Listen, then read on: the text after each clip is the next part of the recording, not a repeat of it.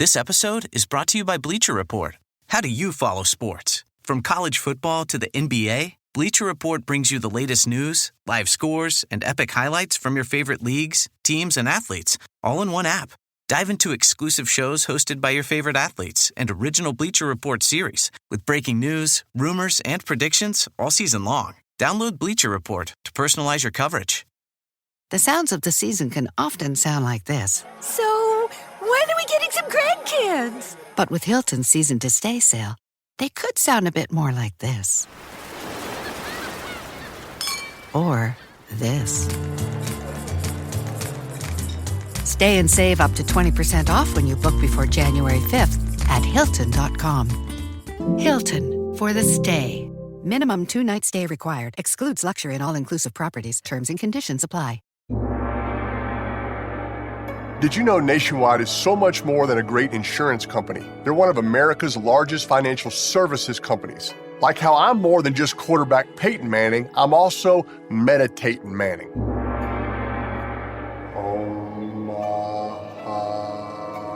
For your insurance and financial needs, Nationwide is on your side.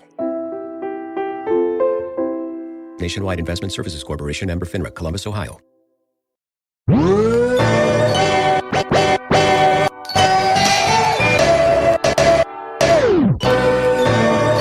You are now listening to the Dynasty Rewind.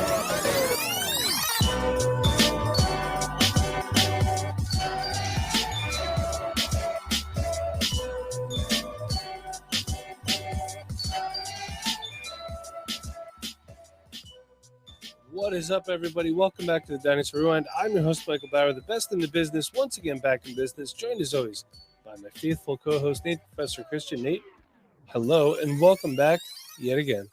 Thank you very much. I got a question for you, Mike. I just received a message between podcast recordings. Okay. In one of my leagues, the league actually I mentioned in the last podcast, Roughing the Pasta, which, yes, we love the name there. I'm heading into the championship. And I'm playing Jeff Mueller. You can find him on Twitter. I talk about him a decent amount on this podcast whenever I bring up some injury news. Yeah, the injury guy. I like him. Yeah, Jeff's great. And he actually just messaged me. Okay. And we're going to be playing each other in the championship. We are the number 1 and number 2 seeds. So we kind of saw this coming. But we're going to be playing each other in the championship. And he asked me if we'd like to split the pot. What are your thoughts on splitting the pot before you even go into the weekend? It sounds like he's scared. Oh, it does sound like he's scared. Yeah. Of course, there's no reason to do a 50-50 split. What's the point of even playing the game? But are you even considering like a 75-25 split, 60-40, that way you don't have the pressure? Or are you all about the pressure, all about the competition? Well, I think you have, before that question gets answered, the people want to know, is this a winner take all situation? Or second place gets a payout? So in this league, second place does get a nominal payout. I believe it is enough to cover your dues for next year and maybe a couple extra bucks. Nah, man. Nah. Play it. No, we're going for the win, man. That's Sorry, not, Jeff. That's not, in my opinion, that's not. Now, if it was a big pot, if this was a big buy-in league and someone's like, hey, let's split this amount and then donate some to a charity. Completely different story. Mm-hmm. But it sounds to me like, maybe Jeff Mueller, and no disrespect to him, maybe he needs got some hurt feelings. Maybe he's a little scared. He might be. I got Saquon, so he might be a little scared. Yeah, he's a little scared. And you know what, Nate? It looks like you and I are setting up for a championship matchup in the long haul. Ooh, that's going to be good. It'll be interesting. I'm going to need Lamar to be pretty good against the Texans on Christmas Day because I will say, we talked about overexposure a little bit on the last podcast. Mm-hmm. When Lamar Jackson and Mark Andrews do well, I do very well across the board. It's understandable. Yeah, which is most weeks, to be honest, which is why I am where I am. Yeah, completely understood. Well, I don't value that, Nate, splitting the pot, but we do have some dynasty trade values because there's a lot of leagues trades. They're still happening or they're going to be opening back up soon. So let's get into it. Nate, who's the player that you want to talk about trades values first today? Yeah, we kind of anointed him as the next big thing, as the wide receiver one for this draft class, and he hasn't really been that so far this season. Let's talk about Marvin Harrison Jr., wide receiver for the Arizona Cardinals. He's currently at his lowest value on keep trade cut since he entered the league, which is wide receiver 9, so it's really not that low. Yeah. He might be overvalued at the moment. Let's talk about it. He is a wide receiver 32. At the moment, entering Sunday, averaging 10.4 points per game. Not what we expected, not what we hoped for. And against this today, against Carolina Panthers, he had 4 receptions for 39 yards, Mike. 0 touchdowns. Not the performance we're hoping against a team like the Panthers, especially when the Cardinals scored like 30 points. We expected a lot more out of Marvin Harrison this year. He did have a pretty good performance week 2 after a poor performance week 1, but it's been very up and down since then.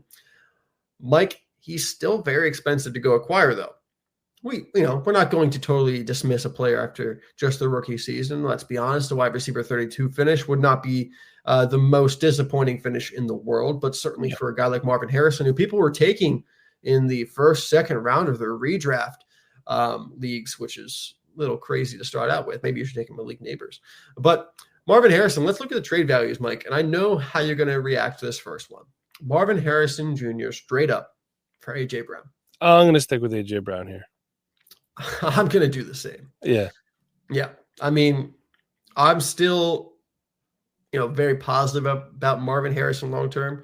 If his value continues to drop, I will consider him a buy. But at this price, I'd be selling Marvin Harrison. Wouldn't you? Yeah, especially if my team's really good. I want A.J. Brown, man. A.J. Brown's only 27, so it's not like you're buying a guy like Mike Evans, who still has a bunch of years left in him as well. But he's older than A.J. Brown, obviously. So people just love to sell A.J. Brown for whatever reason. I feel like they think he's older than what he really is. I think so. But give me A.J. Brown. Yeah. All right, how about this next trade? We did see this guy kind of break out this week. I believe he had 20 points. Xavier Worthy in a first-round pick or Marvin Harrison? I know, because neither one of us are super high on Xavier Worthy, so this one's a little tough one for us. Well, I like Xavier Worthy. He's just very inconsistent. I think this is what it costs to get Marvin Harrison right now. I could say that I don't really like this trade. I like Marvin Harrison better. But the way that the Cardinals played today, nobody really had a lot of receiving yards. No, just James Conner kind of had the best game. I mean, he had like 30 points. And Michael Wilson Jr. had the highest receiving yardage for a wide receiver. That was 44. I don't know. I think if I'm moving Marvin Harrison Jr. for a player in a first, I want a different, more consistent player, honestly. Yeah. No, I agree. I think value-wise, this is pretty fair. But like you said, I don't love making the move for Xavier Worthy. But value-wise, I do think it is a very fair trade for both sides. All right, Mike, last trade I got here for you. Marvin Harrison Jr. or DJ Moore and Breece Hall? DJ Moore, I think, is having a better season than people think he is. Mm-hmm. And it's not anything. I mean, we're at 826 yards on the season and 5 touchdowns, which isn't terrible, considering Caleb Williams has had some up and downs. I think it's another one that's pretty fair. Yeah, honestly, you're getting Breece Hall on top of it. I don't hate the trade. Yeah, I like the package shot here, to be honest. Yeah. Like I said, I love Marvin Harrison Jr., but, if I can get a guy like DJ Moore whose production it's been better this year than Marvin Harrison. But even moving forward, I think comparable, or even if Marvin Harrison does hit his stride, DJ Moore is still a very good wide receiver. And I expect Caleb Williams to improve. But adding on Breece Hall here, who is a very good running back in his own right and still a top 5 running back in Dynasty, I think that really pushes this right over the edge. And I'm going to take the Breece Hall, DJ Moore side here. Yeah. Let's talk about a quarterback here, and that's Atlanta Falcons quarterback Michael Penix Jr. He was named the starter after Kirk Cousins won a game. You do something good and you lose your job. Interesting. 8th overall pick in this last draft, which a lot of us thought was kind of an odd pick there. Maybe it still is. Was it a good pick with bad timing? We could look back. The Eagles had signed Carson Wentz to a $100 million contract and then drafted Jalen Hurts in the 2nd round. And I'll still say it was a bad draft pick. Did it work out well? Yes, but at that time, that was a bad draft pick. So both things can be true.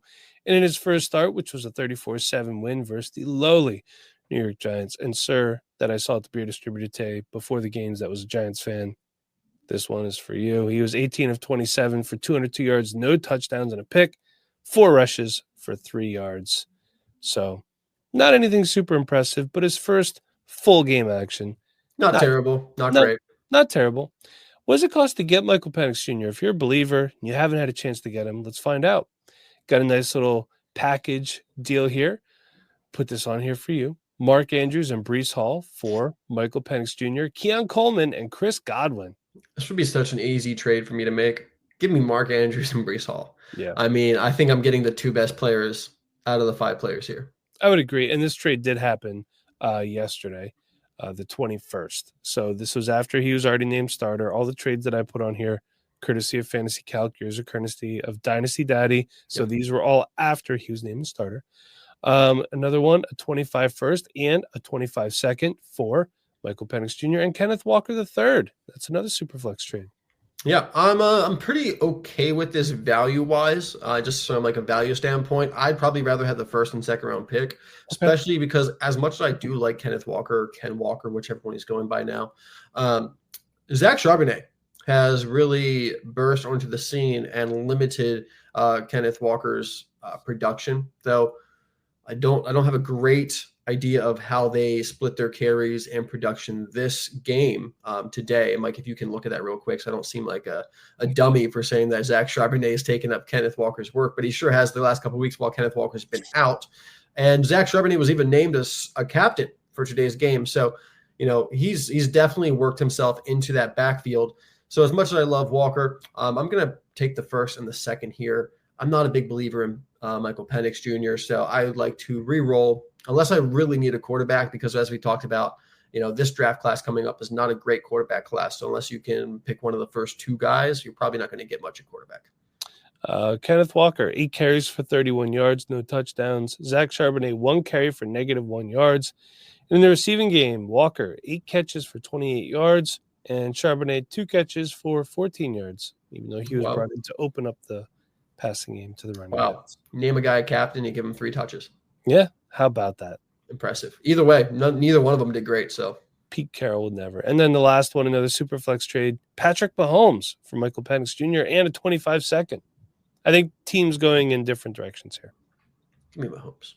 Yeah, I still want Mahomes. If I'm trading Mahomes away, I want something better than Michael Penix, to be honest with you.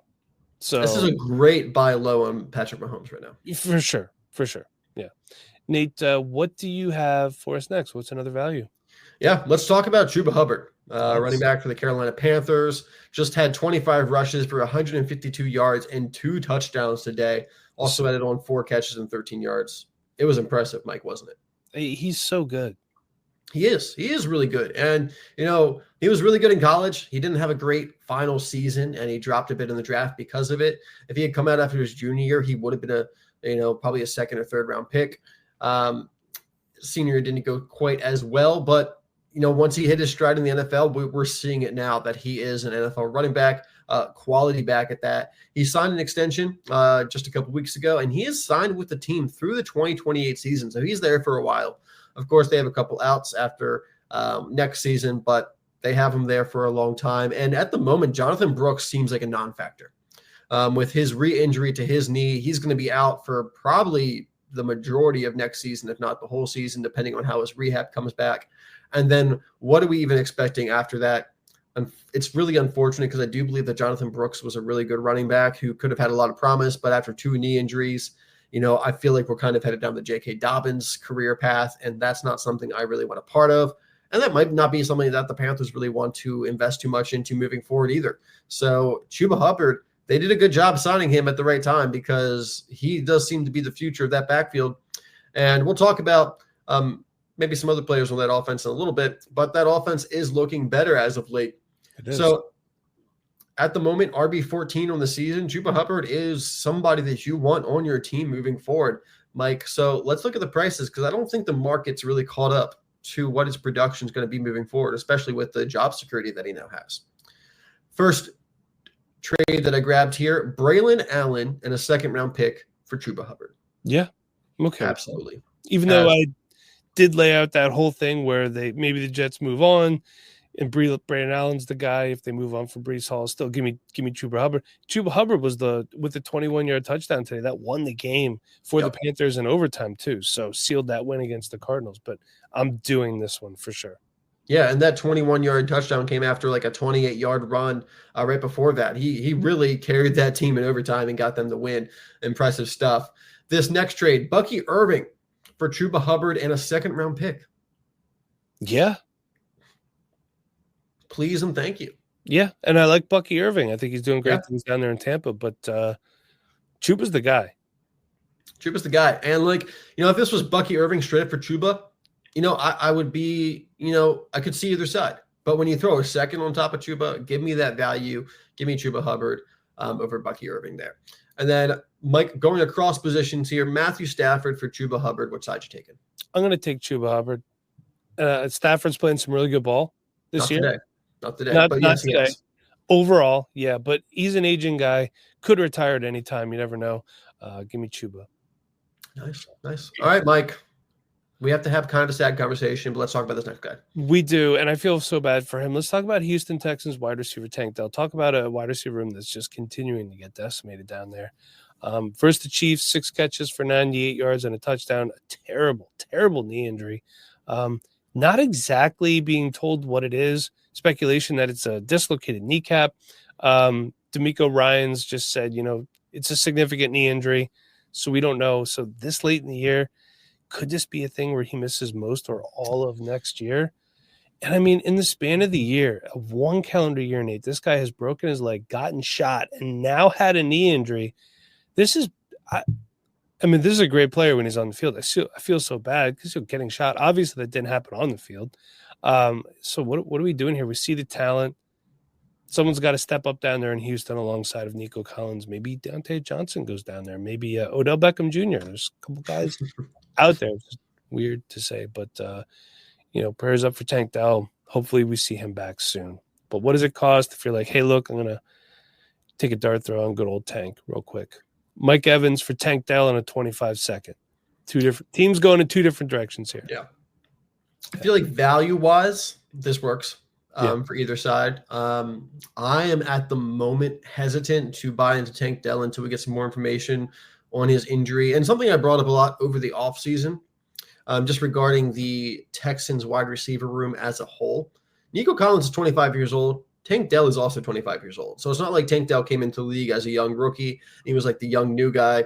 He's the same age as Nico Collins. So, I think these injuries and the age play into a part where I'm probably going to take Mike Evans if I'm at all competitive this year or next year, because I don't know what Tank Dell is going to give me next year. And, as nice as, and if this is an early 25-second, maybe that does sway me to the Tank Dell side, take a dart throw on him, take the 25 early second. But if this is a mid to late second, I'm going with Mike Evans side. You're going to see a lot more guys of this age coming into the league too, especially now that the NCAA is saying that JUCO does not count against your eligibility. So did you see where somebody mapped out how you could stay in college for 11 years? Yep. even through the Olympic red shirt in there. Which I absolutely love it. But yeah, someone's got to step up down there because it's Nico Collins, then John Mechie, Xavier Hutchinson, Jared Wayne, and Robert Woods still down there. So it's going to be interesting to see what happens. But another one here, you can move Tank Dell for Keenan Allen and Cortland Sutton. Yeah, I mean, if you're a rebuilding team, I understand, wanting to take a shot on Tank Dell. But, yeah, I'm taking the Keenan Allen, Cortland Sutton. I don't know how much more we have out of Keenan Allen, but he's actually had a really good end to this season. He had a good day today. Yeah, I mean, the last 4 or 5 weeks, he's had 3 or 4 games with 20-plus points. So he's been really on top of it as of late, even though we called him Fat Keenan to start the season. But Cortland Sutton, also wide receiver 1 for Bo Nix. He's had a great season. So I'm taking the package here pretty easily. Okay, and another one, Rachaad White in the 25-3rd. Yeah, I think Rachaad White has been undervalued for a lot of the season. His production has way outmatched how his market value has been handled. And even going into next year, I don't think he's going to be in the Buccaneers. I believe he's in a contract year this year. But this is a guy that has staying power in the NFL because of his ability to pass protect and catch balls out of the backfield.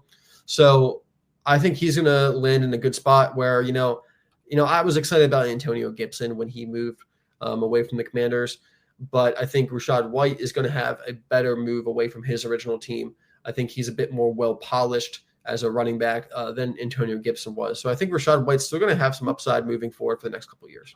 Rachaad White is technically under contract until 2026. Okay, so he's got one more season. Yeah, but it's a really, really cheap dead cap hit to cut him, or, that he could be traded, of course, too. But I don't think he's on the Buccaneers next year either, with Bucky Irving coming in and playing so well. So, all right, that's what I got for Tank Dell. The sounds of the season can often sound like this. So, when are we getting some grandkids? But with Hilton's Season to Stay sale, they could sound a bit more like this. Or this. Stay and save up to 20% off when you book before January 5th at Hilton.com. Hilton, for the stay. Minimum 2-night stay required. Excludes luxury and all-inclusive properties. Terms and conditions apply.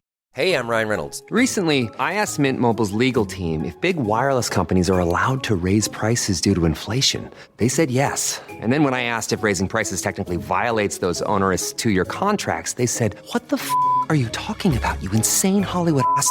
So to recap, we're cutting the price of Mint Unlimited from $30 a month to just $15 a month. Give it a try at mintmobile.com/switch. $45 up front for 3 months plus taxes and fees. Promo rate for new customers for limited time. Unlimited more than 40 gigabytes per month. Slows full terms at mintmobile.com.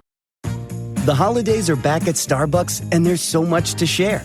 With classics like Caramel Brulee Latte, Peppermint Mocha, and Chestnut Praline Latte, we're celebrating everyone's flavor of festivity.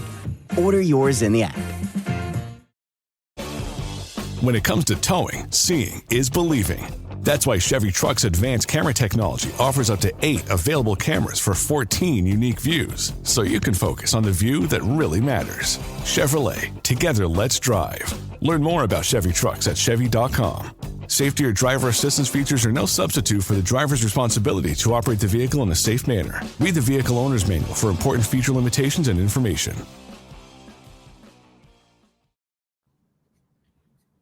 Nate, what is your next trade value? All right, let's talk about Jaylen Waddle. Unfortunately, did miss today's game. But this is actually his first missed game of the season, despite dealing with a couple different injuries throughout the season. He has missed some time at points throughout the season. Right now, wide receiver 41, Mike. A little bit of a drop-off from last year where he was wide receiver 34 in 14 games. He did average 14.2 points per game last year. This year, he's got 54 catches for 700 yards and 2 touchdowns. That's only 10 points per game. Now, a little bit of that can definitely be thrown into the fact that Tua missed a good chunk of the season at the beginning of the year. That certainly affected both Waddle and Tyreek Hill's production. Achane ended up being a huge benefactor of that as they had to throw a lot of short passes. But Jaylen Waddle, 26 years old, still hitting his prime. Someone that we've seen had some really high highs in this league, has finished at the top the wide receiver grouping there. So someone we're still very excited about moving forward. But with the up and down that we've seen throughout this year and the fact that he's tied to a quarterback that has had health issues in the past, how are we valuing him moving forward? Because as much as we both love Jaylen Waddle, at this point, he is not one of the young new guys on the block. He is in that kind of middle-age wide receiver tier. So first one I got off of Dynasty Daddy is T. Higgins for Jaylen Waddle and a second-round pick. What side you taking here, Mike? I want T. Higgins. You want T. Higgins? I do. I want T. Higgins. T. Higgins has looked very good. He has. I think he's going to go somewhere, yeah. And he's going to be a wide receiver 1 wherever he goes. And I'd rather have that than, more of Jaylen Waddle's inconsistencies. And at this point, this next year, I could be saying something completely different. But right now, in this vacuum, I want T. Higgins. Would it worry at all if T. Higgins stayed on the Bengals? No, he's coexisted with Jamar Chase for the last few years, and I don't see anything changing with that. Yeah, Joe Burrow seems like a plenty good quarterback to support 2 great wide receivers. I'm not worried about that. Yeah. Did you see that Joe Burrow said that he was going to do whatever he could do to make it happen, that T. Higgins would stay with the Bengals? Do you take that into account? Do you think that means anything, or you think that's just him saying something? But well, the whole thing that I have about that is T. Higgins is going to go where the money is, and I can't say I blame the guy for doing that. So if it's not in Cincinnati, he's got to do what's best for him, and I get it. Yeah. I'd be very excited to see T. Higgins as the wide receiver 1 on a couple different teams. There's some really good opportunities for him going into next year. I'm on the same I think this is really fair. I don't know if I have a strong lean either way, but I do really like what T. Higgins has done over the past couple of years in coexistence with Jamar Chase. And I do really think that he has that top 12 potential when he's a wide receiver 1 somewhere else. So I'll also lean the T. Higgins side here. The next trade I got for Jaylen Waddle, Mike Evans and Jalen Wright for Jaylen Waddle. What you thinking? I still want Mike Evans. Jalen Wright's a nice piece. I think Raheem Mostert will be gone next year. He should be. His playing time, he gets banged up a lot. He's older. So Jalen Wright could be a factor in that Dolphins offense, which likes to rotate backs in and out. Forgive me. And Mike Evans, man, he's Mike Evans. Why would I want Mike Evans? I do love me some Mike Evans, but I'm going to take the young guy here. I'm going to take Jaylen Waddle here. Okay. And then final trade here, 2 running backs for Jaylen Waddle, Kendre Miller and Tyrone Tracy. Bye. I'll take Jaylen Waddle here. All right, me too. I'm not a Kendre Miller fan. Yeah, you got a guy that's always hurting a stopgap running back on a bad team. So you tell it like it is, Mike. Hey, look, why sugarcoat anything? Short, sweet, to the point. That's how I will say Tyrone Tracy had a very nice toe drag touchdown today. We said stopgap running back on a bad team, but we do not need to take away the fact that Tyrone Tracy is playing very well this year. We do appreciate what he's done this year, but when we're looking long term, we have to take that into account. For sure. And let's talk about some more long term. Let's talk about Cincinnati Bengals running back Chase Brown, averaging 16.3 fantasy points per game. The Zach Moss injury, I don't want to see anybody get hurt. However, the only benefit to that as a fantasy player is it's just opened up. They signed Zach Moss because maybe they weren't sure if Chase Brown could be the guy. And now they've been shown that, hey, guess what? Chase Brown, he can, in fact, be the guy. And he appears to be their back of the present and the future. I don't see any reason to move on from him. He's been a reliable starter weekly for fantasy for the Bengals. And today, just like this last pod, we're recording this on Sunday night, 18 carries, 91 yards, 3 receptions, 18 yards, no touchdowns. That was in a 24-6 win versus the very, very lowly Cleveland Browns. What's it cost to get Chase Brown? Nate, a 25 first. So we're a potential of a really good stud running back. But if you want to get a good current running back where we know his situation, we know what his role is, this is what it costs. What do you think? Yeah, I'm good with this. I think this is a very fair cost for Chase Brown, and I'm happy to pay it. Yeah, same here. Tyreek Hill. Yeah. I think Tyreek 29 yards and a touchdown today. He's still a good wide receiver. I'm not going to try to dismiss him and say like he's lost it or he's washed up at this point. I'm sure he's still going to be very productive over the next couple of years.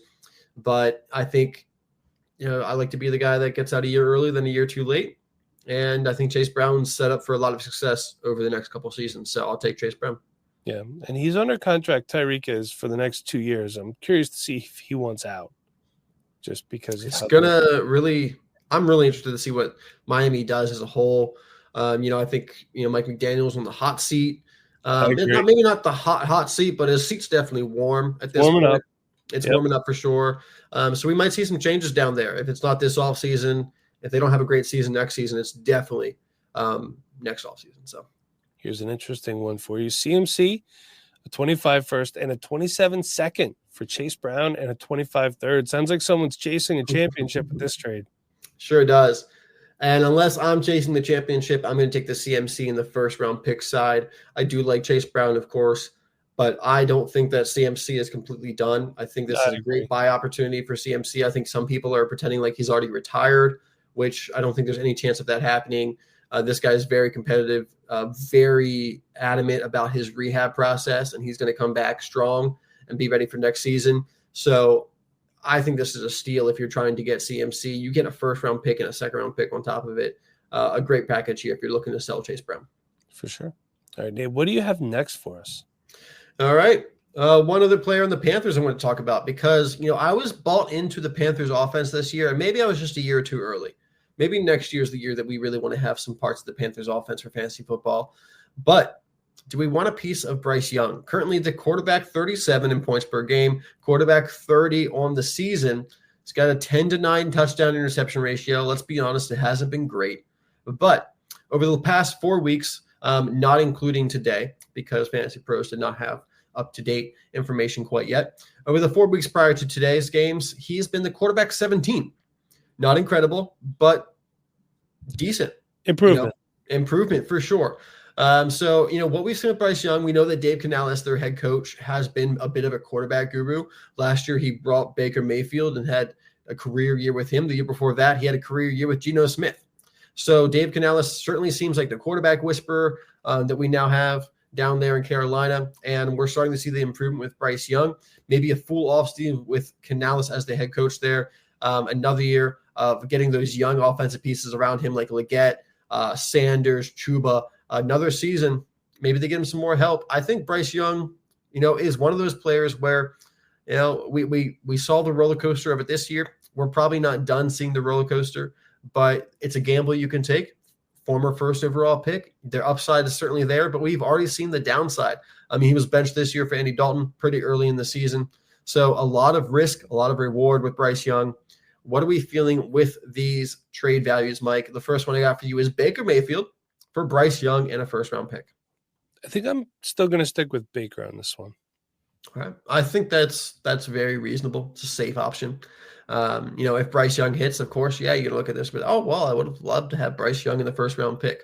I'm a pretty big Bryce Young fan, but I think with the risk that you take in here, I think I'd also rather have Baker Mayfield, who's continued to look really good despite losing Chris Godwin a couple weeks ago. Yeah, I agree. Next up here, Bryce Young across the position for James Conner. I'm going to lean Bryce Young here. I think, at some point, especially next year, if Bryce Young's playing pretty well, you can get something better than James Conner for him. So James Conner, look, he signed an extension. I guess Trey Benson's just not quite ready yet, but give me Bryce Young. All right. I'll lean Bryce Young as well, just because of the value of the quarterback position. Yeah. And then, Mike, let's talk about quarterback for quarterback. Both guys are gamble. Bryce Young or Michael Penix Jr.?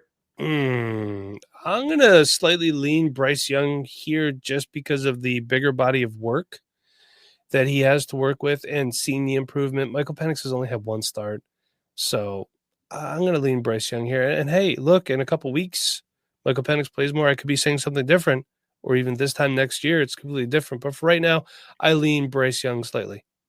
Yeah, this is a tough one because I also lean Bryce Young in a vacuum, but I do know that the Atlanta Falcons definitely have better offensive weapons around Michael Penix Jr. than the Carolina Panthers have put around Bryce Young to this point. I would agree with that. So, we didn't see a lot from Michael Penix today. Nothing that was, too terrible, but nothing that was too great. We need to have a bigger sample size, which is going to be hard with only a couple games left in the season. It's going to be a very interesting off-season discussion around Michael Penix Jr. I'm not sure I'm ready for it.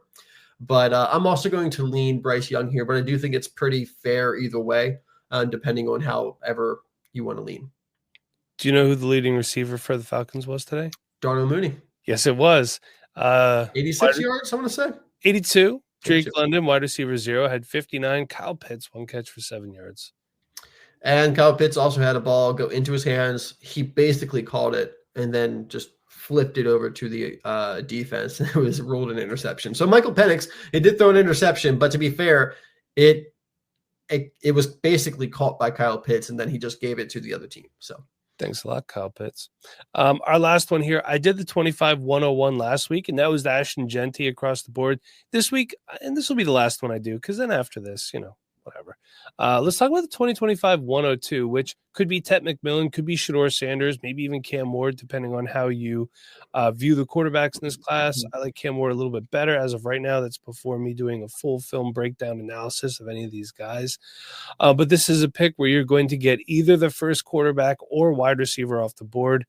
I'm leaning Superflex here, okay? In a one quarterback league, maybe it's another running back. I don't know. It depends on how the draft shakes down. I think we could all agree that Ashton Genty is the lock-in 101 in this class across all platforms. So the question is, what do you want to do? Do you want to go Tet McMillan? Do you want to go Shedeur Sanders? And a lot of things are going to shake down between now and our rookie drafts. So there's a lot of time.